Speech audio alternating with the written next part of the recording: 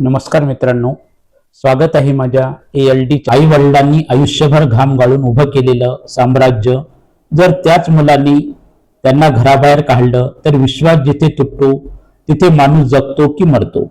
ही कथा आहे एका बापाच्या स्वप्नाची आणि एका मुलाच्या विश्वासघाताची. पहाटची वेळ होती, गाव अजून झोपेत होतं, पण एक माणूस मात्र उठला होता. तो म्हणजे रामराव पाटील. त्यांच्या घराचं चित्र पाहिलं तर मातीचं छोटंसं घर, छपरावरून पावसाचे डाग अजूनही दिसत होते. घरात फार काही नव्हतं. एक जुना पलंग, 2 ताटं आणि कोपऱ्यात ठेवलेली कपड्याची गाठोडी. पण त्या घरात एक गोष्ट खूप मोठी होती, स्वप्न. रामराव शांतपणे उठले. बायको सुनंदा अजून झोपलेली होती. ते हळूच तिच्याकडे पाहत म्हणाले, तुला अजून थोडं सहन करावं लागेल. एक दिवस मी तुला सगळं देईन. त्यांनी आपल्या छोट्या मुलाकडे, रोहनकडे पाहिलं. रोहन गाढ झोपलेला होता, चेहऱ्यावर निरागस हसू. रामरावच्या डोळ्यात पाणी आलं.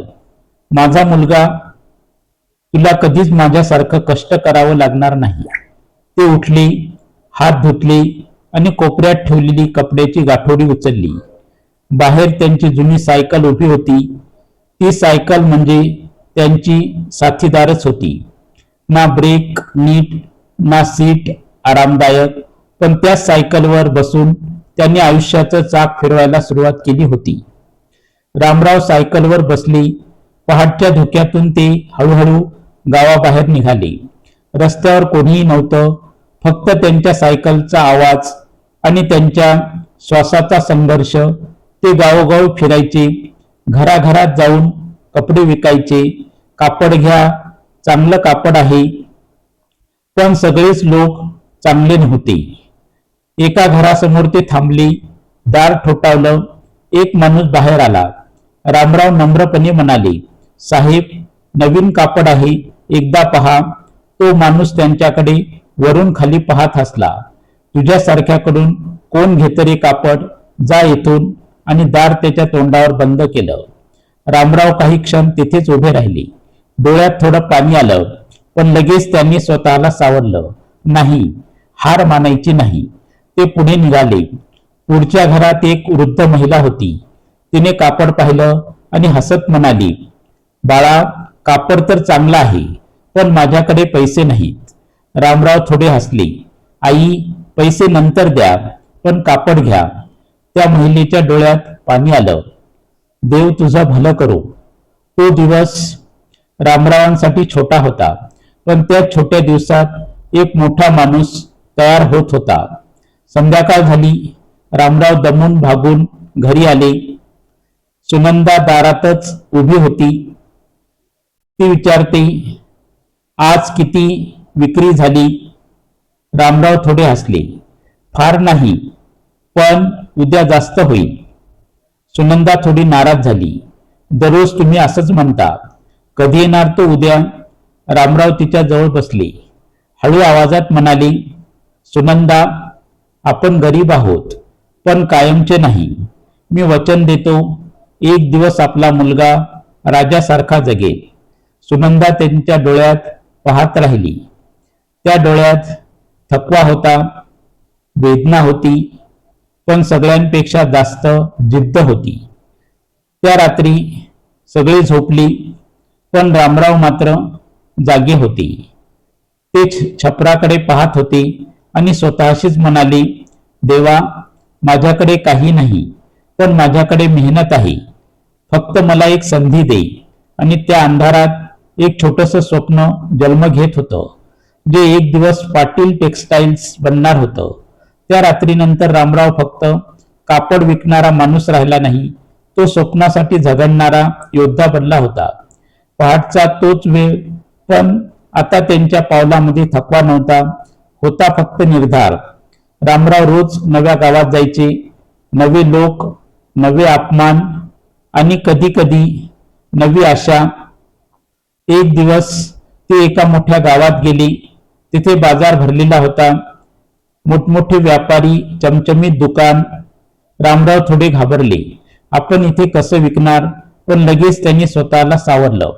श्रीमंत मोठं व्हायचं असेल तर मोठ्या लोकांमध्येच उभं राहायला लागेल. ते एका दुकानासमोर थांबले. दुकानदार खूप मोठा व्यापारी दिसत होता. रामराव नम्रपणे म्हणाले, साहेब, मी कापड आणलं आहे, एकदा पाहाल का? तो व्यापारी सुरुवातीला दुर्लक्ष करतो, पण रामराव तिथेच उभे राहतात, न थांबता न हारता. काही वेळाने त्या व्यापाऱ्याने कापड हातात घेतलं आणि त्याच्या चेहऱ्यावर थोडं आश्चर्य उमटलं. हे कापड एवढं चांगलं?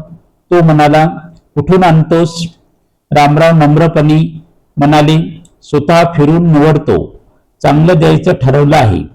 त्या दिवशी पहिल्यांदाच रामरावांना मोठी ऑर्डर मिळवली. ते घरी आले. डोळ्यात आनंद अश्रू होते. सुनंदा विचारते, आज काय झालं? रामराव हसत म्हणाले, आपल्या आयुष्याचा पहिला मोठा टप्पा गाठला आहे. हळूहळू ऑर्डर वाढू लागल्या, लोक ओळखू लागले आणि रामरावांचं नाव पसरू लागलं. एक दिवस रामरावांनी ठरवलं, आता आपलं स्वतःचं दुकान उघडायचंय. घरात चर्चा झाली. सुनंदा थोडी घाबरली. हे मोठं पाऊल आहे. रामराव शांतपणे म्हणाले, मोठं स्वप्न असेल तर मोठं पाऊल टाकावंच लागतं. छोटंसं दुकान, भिंतीवर नीट ठेवलेले कापड, दारावर एक छोटा बोर्ड, पाटील कापड भांडार. पहिल्या दिवशी ग्राहक फारसे नव्हते, पण रामराव निराश झाले नाही. ते प्रत्येक ग्राहकाला हसून भेटायचे, प्रामाणिकपणे बोलायचे आणि सर्वोत्तम कापड द्यायचे. हळूहळू ग्राहक वाढले, विश्वास वाढला आणि दुकान चालू लागलं. काही वर्षांनी त्या छोट्या दुकानाचं रूपांतर झालं मोठ्या शोरूम मध्ये. आता तिथे कामगार होते, व्यवस्थापक होते आणि खूप ग्राहक होते. लोक म्हणू लागले, पाटील कापड म्हणजे क्वालिटी. पण रामराव अजून तेच होते, साधे कपडे, साधं राहणीमान आणि नम्र स्वभाव. एक दिवस एक कामगार विचारतो, साहेब, तुम्ही एवढे मोठे झालात तरी इतके साधे का? रामराव हसून म्हणाले, कारण मी माझं सुरुवात कधी विसरलो नाही. जेथून आलोय ते लक्षात ठेवलं की माणूस कधीच गर्व करत नाही. त्या रात्री रामराव, सुनंदा आणि छोटा रोहन तिघे एकत्र बसले होते. रोहन आनंदाने म्हणतो, बाबा, आपलं दुकान खूप मोठं आहे. रामराव त्याच्या डोक्यावर हात ठेवतात, हे फक्त सुरुवात आहे.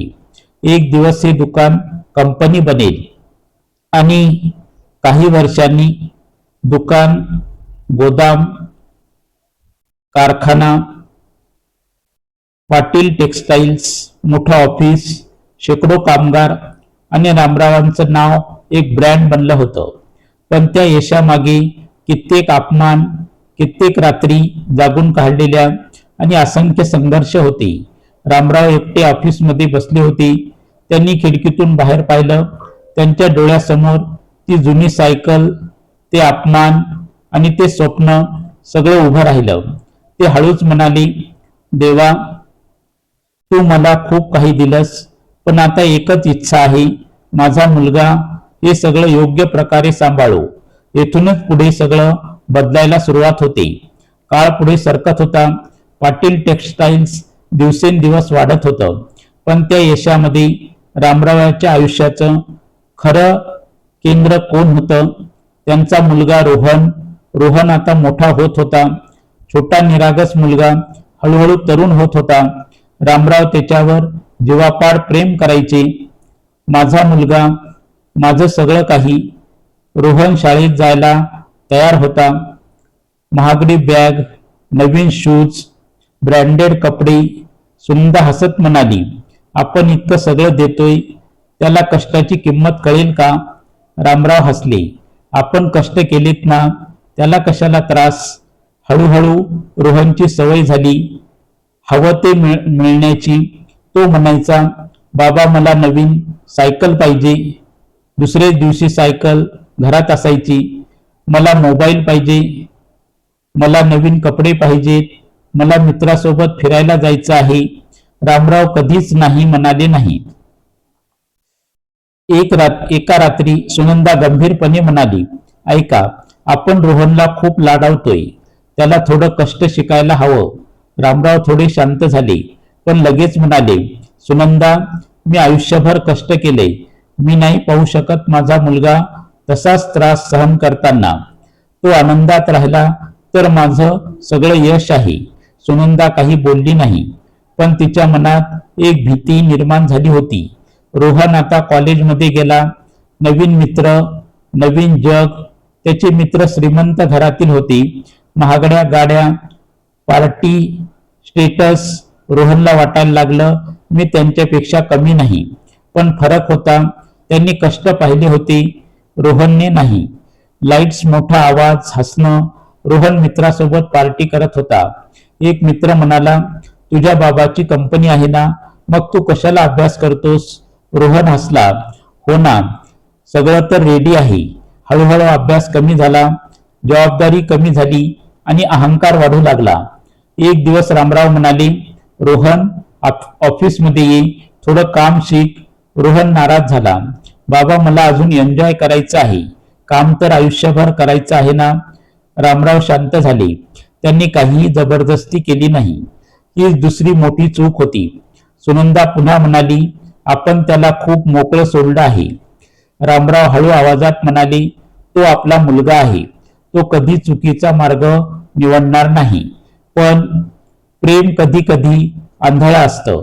त्या रात्री रामराव रोहनच्या खोलीत गेले. रोहन झोपलेला होता. रामराव त्याच्या डोक्यावरून हात फिरवत म्हणाले, माझा मुलगा, तुला सगळं देण्यासाठी मी आयुष्य घालवलंय. फक्त एकच इच्छा आहे, तू हे सगळं सांभाळशील. त्यांच्या डोळ्यात अश्रू आले, पण त्या अश्रूमध्ये प्रेम होतं, विश्वास होता आणि नकळत एक येणाऱ्या वादळाची चाहूल होती. इथून पुढे वातावरण बदलतं. प्रेमातून सावल्या निर्माण होतात. काळ सरकत होता. घर तेच होतं, लोक तेच होते, पण काहीतरी बदलत होतं. तो बदल दिसत नव्हता, पण जाणवत होता. हळूहळू शांतपणे आतून रोहन आता पूर्णपणे कॉलेजच्या दुनियेत रमला होता.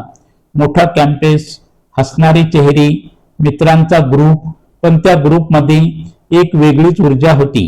रोहनच्या भोवती काही नवीन मित्र जमा झाले होते.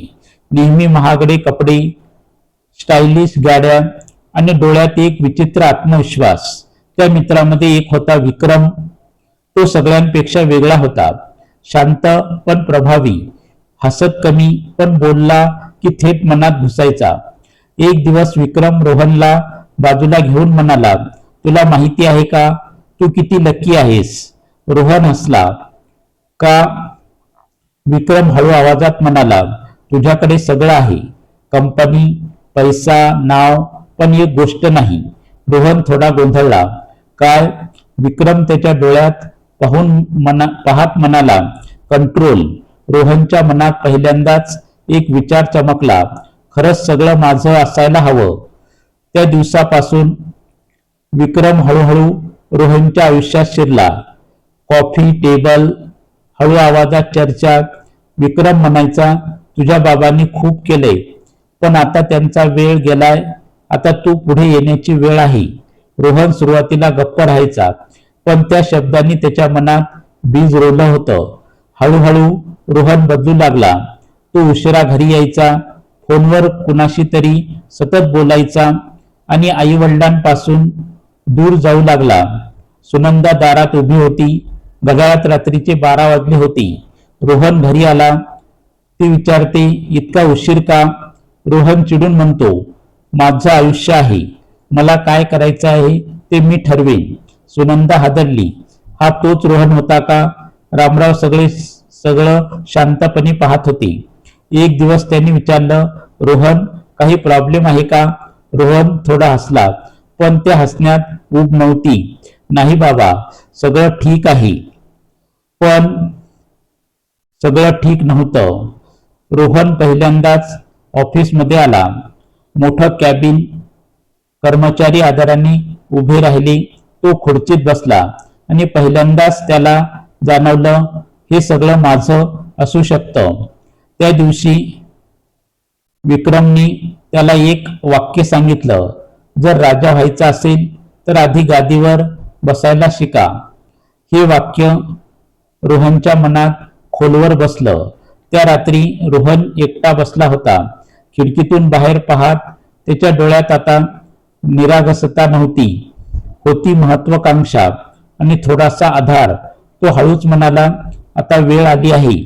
पण तो काय करणार होता आणि त्या निर्णयाची किंमत कोण मोजणार होतं? कथा शेवटपर्यंत नक्की पहा. काही दिवसापासून घरात एक विचित्र शांतता पसरली होती. रोहन आता रोज ऑफिसला जाऊ लागला होता, पण शिकण्यासाठी नाही, नियंत्रण घेण्यासाठी.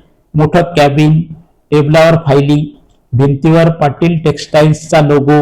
रोहन खुर्चीत बसलेला होता आणि समोर कर्मचारी उभे होते. तो थंड आवाजात म्हणाला, आता पुढचे निर्णय मी घेणार. कर्मचारी एकमेकाकडे पाहू लागले. साहेब, रामराव काही बोलले नाहीत का? रोहन हलका हसला. लवकरच सगळं स्पष्ट होईल. त्या दिवशी संध्याकाळी रोहन घरी आला. रामराव नेहमीप्रमाणे शांतपणे बसले होते. रोहन थेट त्यांच्या समोर बसला आणि पहिल्यांदाच त्याच्या आवाजात आदेश होता. बाबा, मला तुमच्याशी बोलायचं आहे. रामराव हसले. बोल ना बाळा. रोहन थोडा पुढे झुकला. आता कंपनीचं सगळं काम मी पाहतो, पण पूर्ण अधिकार अजूनही तुमच्याकडे आहे. रामराव शांतपणे ऐकत होते. रोहन पुढे म्हणाला, आजच्या काळात निर्णय झटपट घ्यावे लागतात आणि त्यासाठी कंपनी माझ्या नावावर असणं गरजेचं आहे. सुनंदा बाजूला उभी होती. ती घाबरली. रोहन, असं काय बोलतोस तू? रोहन चिडून म्हणाला, आई, मी चुकीचं काहीच बोलत नाही. मी फक्त पुढे जायचं म्हणतोय. रामराव काही क्षण शांत राहिले. त्यांच्या डोळ्यात विचार चालू होता. त्यांना आठवलं लहानपणीचा रोहन, त्याचा हसू, त्याची निरागसता. रामराव हळू आवाजात म्हणाले, रोहन, तू खरंच सगळं सांभाळशील ना? रोहन लगेच म्हणाला, हो बाबा, मी तुमचं नाव अजून मोठं करेन. तुम्ही माझ्यावर विश्वास ठेवा. सुनंदा पुन्हा म्हणाली, हे निर्णय इतक्यात घाईत घेऊ नका. पण विश्वास आणि प्रेम एकत्र आले की विचार मागे पडतो. रामराव हळूहळू उठले आणि म्हणाले, मला माझ्या मुलावर पूर्ण विश्वास आहे. ऑफिसमध्ये टेबलवर कागद ठेवलेले होते. वकील म्हणतो, हे सगळं ट्रान्सफरचे डॉक्युमेंट्स आहेत. रामरावांनी पेन हातात घेतला. त्यांच्या हातात थोडी कंप होती. सुनंदा डोळ्यात पाणी घेऊन म्हणाली, कृपया एकदा विचार करा. रामराव तिच्याकडे पाहतात आणि हलका हसतात.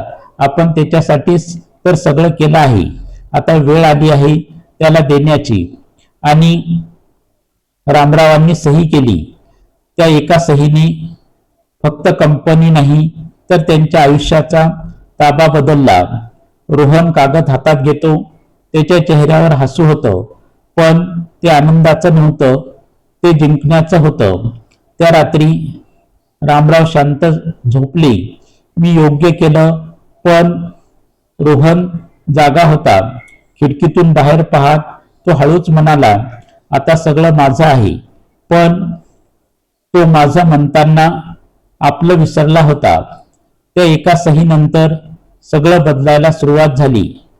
पहिल्या काही दिवसात सगळं अगदी सामान्य वाटत होतं. रोहन रोज ऑफिसला जायचा, निर्णय घ्यायचा, कर्मचाऱ्यांना आदेश द्यायचा आणि स्वतःला मालक समजू लागला. रामराव दुरून पाहत होते. माझा मुलगा शिकतोय, पण तो शिकत नव्हता, तो बदलत होता. ऑफिसमध्ये नवीन नियम आले, जुने कर्मचारी काढले गेले, नवीन लोक आले आणि वातावरण बदललं. एक जुना कर्मचारी रामरावांना म्हणाला, साहेब, आता सगळं वेगळं वाटतंय. रामराव हलके हसले. नवीन पिढी आहे, बदल होणारच. पण त्यांच्या मनात कुठेतरी एक हलकीशी चिंता निर्माण झाली होती. घरातही आता शांतता नव्हती. रोहन आता आई वडिलांशी कमी बोलायचा, फोनवर जास्त असायचा आणि नजरेत आदर कमी झाला होता. एक दिवस सुनंदा म्हणाली, रोहन, थोडा वेळ आमच्या सोबत बसना. रोहन चिडून म्हणाला, आई, मला टाइम नाही आहे. तुम्हाला समजत नाही का? मी बिझी आहे. सुनंदा गप्प बसली. डोळ्यात पाणी आलं. रामराव सगळं शांतपणे पाहत होते. एक दिवस त्यांनी ठरवलं, आता बोलायलाच हवं. रामराव रोहनच्या खोलीत गेले. रोहन, थोडं बोलूया. रोहन मोबाईल बाजूला ठेवतो. पण चेहऱ्यावर चिडचिड होती. काय आहे बाबा? रामराव शांतपणे म्हणाले. तू बदललास बाळा. आधी तू असा नव्हतास. रोहन अचानक उठला. होय, बदललोय मी. कारण आता मी लहान मुलगा नाही आहे. मी कंपनीचा मालक आहे. रामराव हादरले. मालक? रोहन, आपण सगळे एक आहोत. रोहन जोरात म्हणाला. नाही, आता सगळं माझं आहे. सुनंदा बाहेरून ऐकत होती.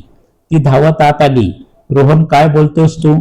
रोहन तिच्याकडे वळला आणि पहिल्यांदाच आईशीही कठोरपणे बोलला. आई, तुम्ही दोघं आता जुन्या विचाराचे आहात.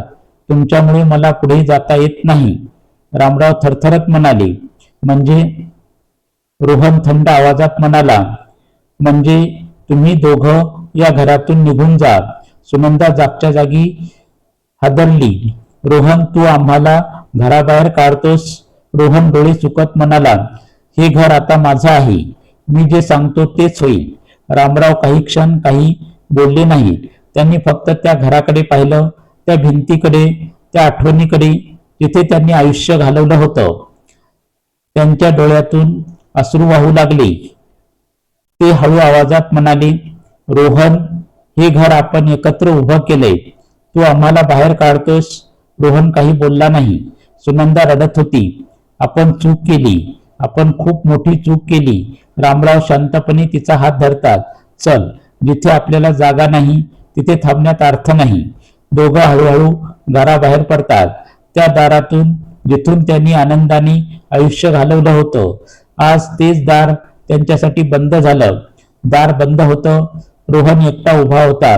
क्षणभर त्याच्या डोळ्यात शंका चमकली. पण लगेच त्याने स्वतःला कठोर केलं. मी योग्य केलं. पण त्या एका निर्णयाने त्याने फक्त आई वडील नाही तर स्वतःचं भविष्यही घराबाहेर काढलं होतं. त्या रात्री रामराव आणि सुनंदा पहिल्यांदाच स्वतःच्या घराबाहेर उभे होते. हातात काहीच नव्हतं. ना सामान, ना आधार, फक्त एकमेकाचा हात. रस्त्यावर पिवळट लाईट्स, थंड वारा, लोक ये जा करत होते. पण त्या गर्दीत हे दोघं पूर्णपणे एकटे होते. सुनंदा थरथरत म्हणाली. आपण आता कुठे जाऊयात? रामराव काही क्षण गप्प राहिले. त्यांच्या डोळ्यात अश्रू होते. पण आवाज शांत होता. जिथे देव नेईल तिथे जाऊ. दोघं हळूहळू चालायला लागले. त्या रस्त्यावर प्रत्येक पाऊल जड होतं. कारण ते फक्त घर सोडत नव्हते, ते त्यांच्या आयुष्याच्या आठवणी सोडत होते. थोडं पुढे एक छोटंसं मंदिर होतं. रामराव तिथे थांबले. दोघं मंदिराच्या पायऱ्यावर बसले. सुनंदा रडत म्हणाली. आपण एवढे कष्ट केले आणि शेवटी हेच मिळालं. रामराव तिच्याकडे पाहतात. नाही, आपण काही चुकीचं केलं नाही. आपण फक्त जास्त प्रेम केलं. हे ऐकून सुनंदा आणखीन रडू लागली. रामरावाच्या डोळ्यासमोर रोहनचा पहिला शाळेचा दिवस, त्याचं पहिलं हसू, त्याचं बाबा म्हणणं सगळं फिरू लागलं. रामराव हळू आवाजात म्हणाले.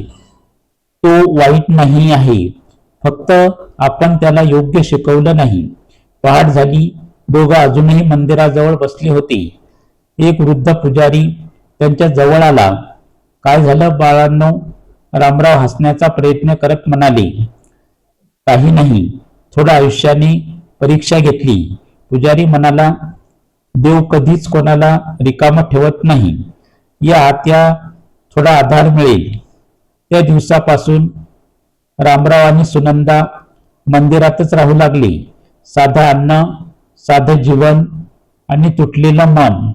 रामराव मंदिरात छोटी मोठी कामं करू लागले. साफसफाई, लोकांना मदत आणि शांतपणे दिवस घालवणं.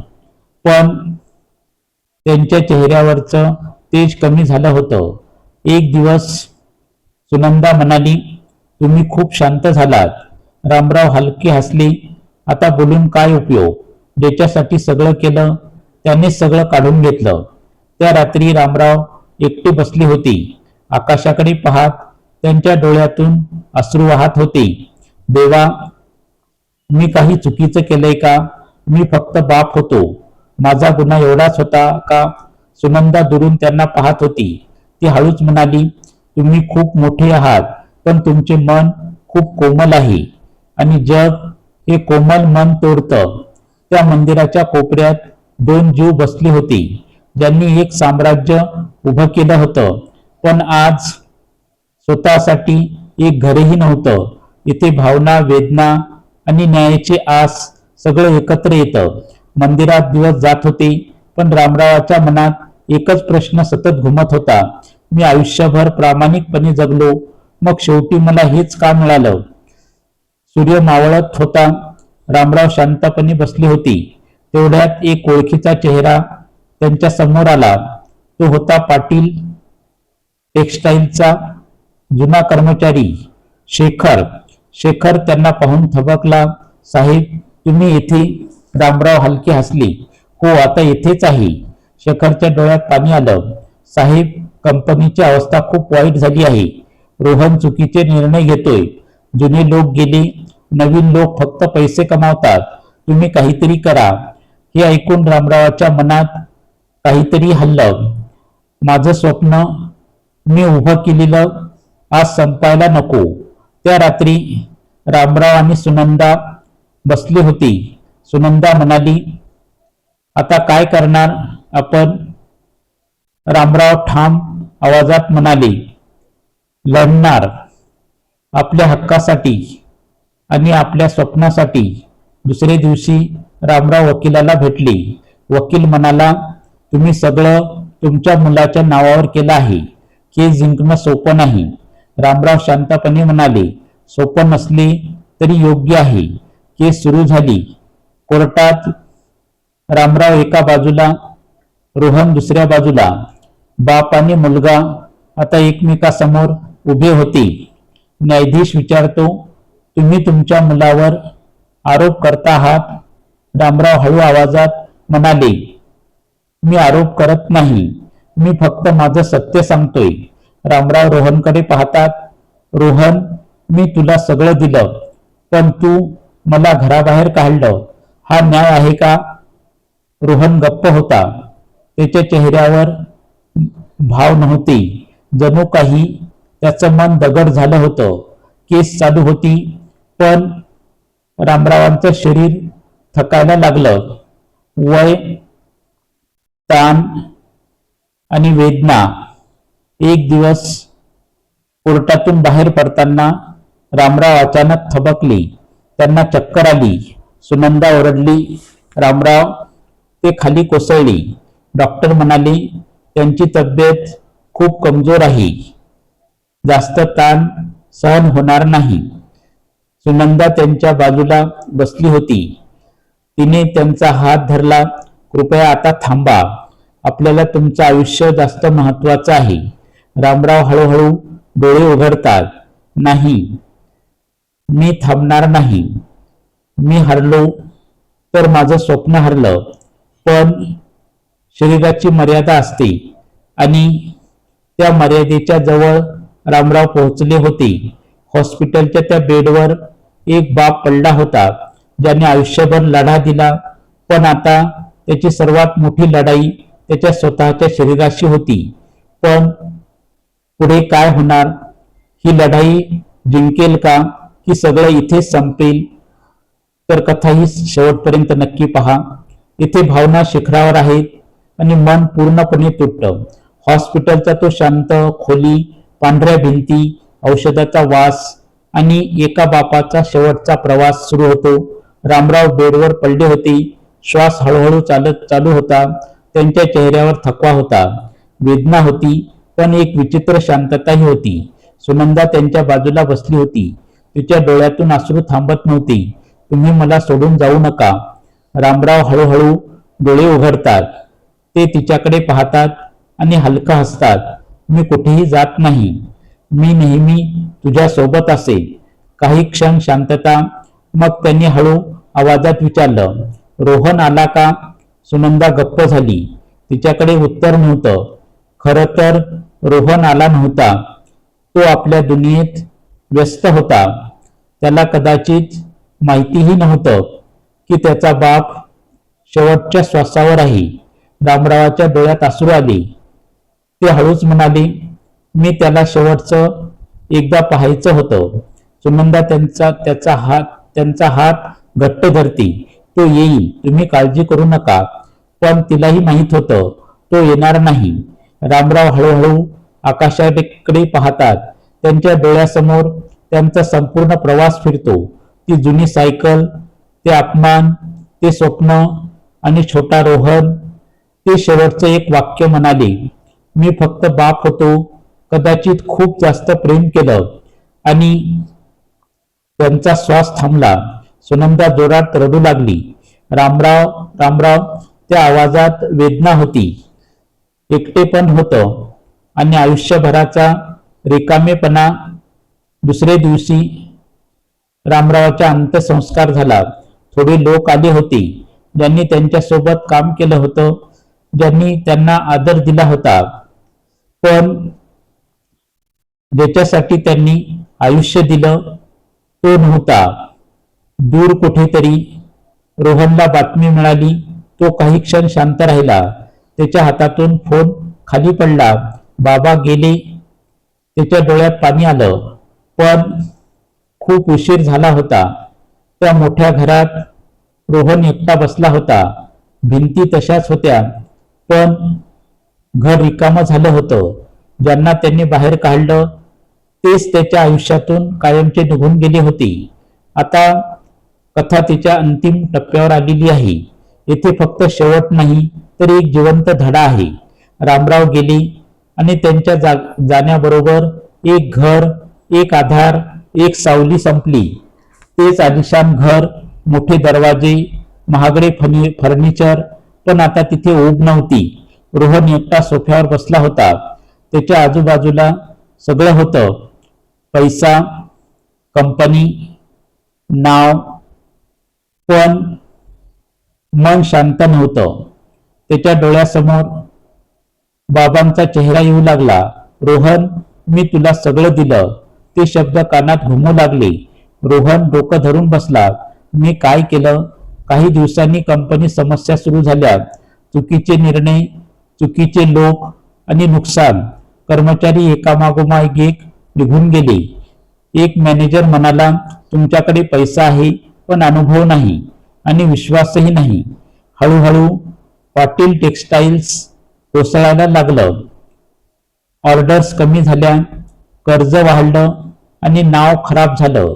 रोहन आता पूर्णपणे एकटा झाला होता. मित्र सोडून गेले, नातेवाईक दूर झाले आणि पैसा सुद्धा निघून गेला.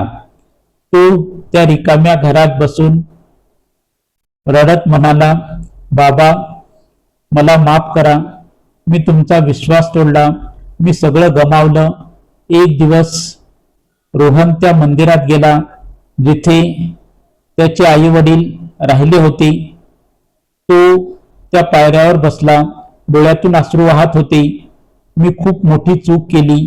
पुजारी त्याच्याकडे पाहत म्हणाला, चुका सगळ्याकडून होतात, पण काही चुका आयुष्यभर रडवतात.